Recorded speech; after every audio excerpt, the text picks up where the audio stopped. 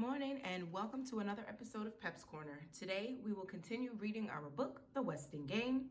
We will read chapter 25 today. We are in week 17, day 1. Our focus and purpose for reading today is posted on the screen, so make sure you have your book in hand and are actively reading and following along. Remember, boys and girls, to reread a second time, so you are coming to shared reading, fully prepared to engage in instruction. Let's begin. Chapter 25, Westing's Wake. Sandy was dead. Crow had been arrested. The 14 remaining heirs of Samuel W. Westing sat in Judge Ford's living room, wondering what had happened.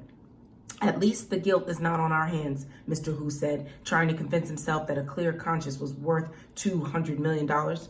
Crow's going to jail, Otis Amber wailed, and all you do is pat yourself on the back for not being a stoolie.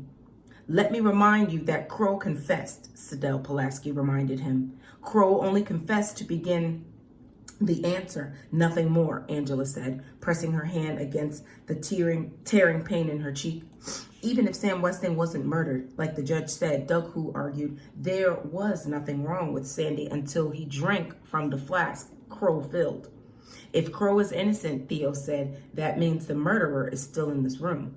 Flora Baumbach tightened her grip on Turtle, who was nestled in her arms. Poor Crow, Otis Amber muttered. Poor Crow. Poor Sandy.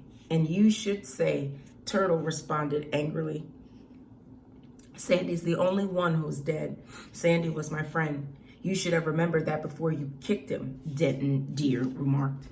I never kicked Sandy. Never. The intern turned sideways in his chair in case of attack. But the kicker stayed slumped in sadness. Well, someone kicked him today. That was one mean bruise he had on his shin. That's a lie. That's a disgusting lie, Turtle shouted. The only person I kicked today was Barney Northup, and he deserved it. I didn't even see Sandy until tonight at the Westing house. Right, Baba? That's right, Flora Baumbach said, handing Turtle Westing facial tissue. But Turtle was not about to cry again in front of everybody, like a baby. If only she could forget how he looked, suffering, dying, the twisted body, the chipped tooth, that horrible twitch, that one eye, that was the worst. That one eye blinking. Sandy used to wink at her like that when he was alive.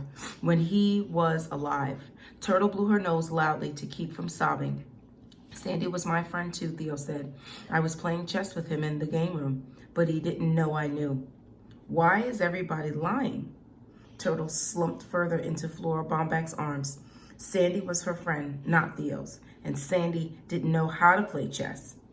The judge, too, was surprised. How can you be certain it was Mr. McSuthers that was playing with you, Theo? That's what partners are for.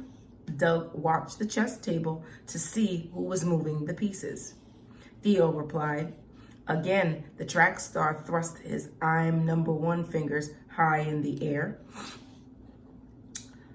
Dumb jock, thought Mr. Hu. Doesn't he realize this is a wait? But he is the champ. My son's the champ. Doug win, said Madam Hu. They did not suspect her anymore. Good, very good. But it was so sad about the door guard. Theo went on in a mournful voice. I'm sort of glad Sandy didn't go back to the chessboard after my last move. He never knew he lost the game. Did you checkmate him? The judge asked. Could she have been right about McSuthers after all? No, a disguise was one thing, but Sam Westing lose a game of chess? Never. Well, not exactly checkmate, Theo replied, but Sandy would have had to resign. I took his queen. The queen's sacrifice, the famous Westing trap. Judge Ford was certain now, but there were still too many unanswered questions. I'm afraid greed got the best of you, Theo. By taking White's queen, you were tricked into opening your defense. I know I've lost a few games that way myself. Theo recalled the position of the chessman. Thankful that his skin was too dark to reveal his blushing, Turtle almost smiled. That Theo thinks He's so smart. Well, Sandy showed him. Sandy beat him at chess, but Sandy didn't play chess. And she never kicked him either. Bucktooth Barney Northup was the one she kicked, not Sandy. But Sandy had the sore shin. Bucktooth, Chiptooth, the crooked, false teeth in the dentist's office, Sandy's dentist. Cheer up, my friend. The game's not over. You still can win. I hope you do. Those were the last words Sandy said to her. He winked. Then he said that. Winked. One eye winked. Dead Sandy had winked at her. Sandy had winked. Oh my, Flora Bomback exclaimed as Turtle suddenly bolted from her arms. Angela, could I see your copy of the will? Angela handed it over. She could not refuse her sister anything now. Turtle leaned against the dark window, poring over Sidel Pulaski's transcript of the will. First, I returned to live among my friends and my enemies. I came home to seek my heir, aware that in doing so I faced death.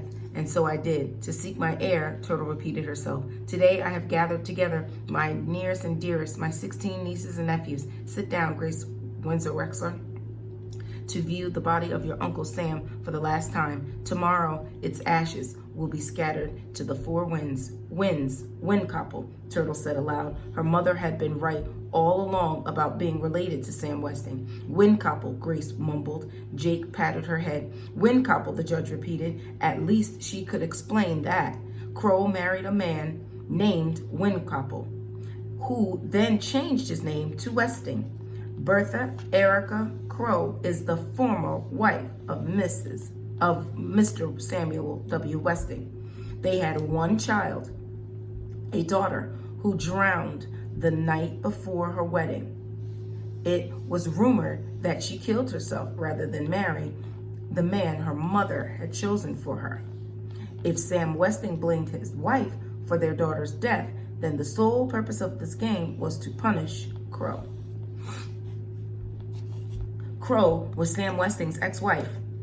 The heirs found that hard to believe. Then why would Mr. Westing give her a chance to inherit the estate? Theo asked. Mama, maybe he wanted his enemies to forgive him, Chris said. Ha, Mr.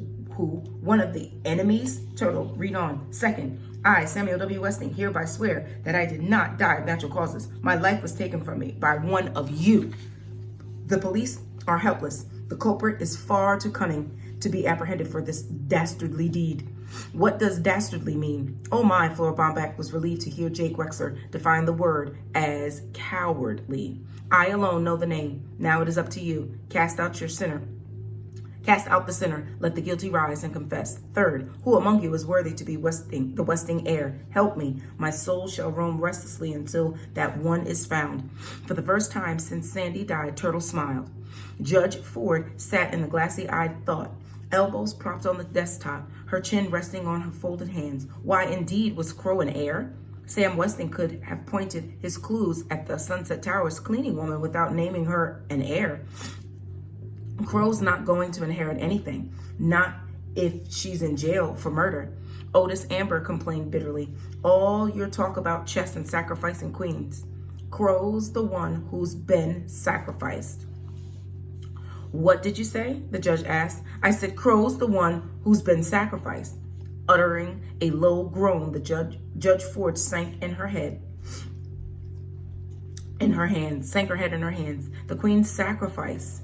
She had fallen for it again. Westing had sacrificed his queen, Crow, distracting the players from the real game. Sam Westing was dead, but somehow or other, he would make his last move. She knew it. She felt it deep in her bones. Sam Westing had won the game. Stupid, stupid, stupid.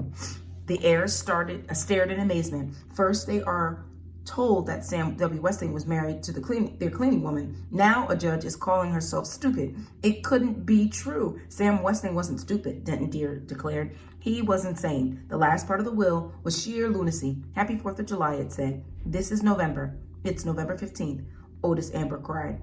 It's poor Crow's birthday. Turtle looked up from the will. Crow's birthday? Sandy had bought a striped candle for his wife's birthday. a 3-hour candle. The game is still on. Sam Weston came back to seek his heir. You can still win. I hope you do, he said. How? How? It is not what you have. It's what you don't have that counts.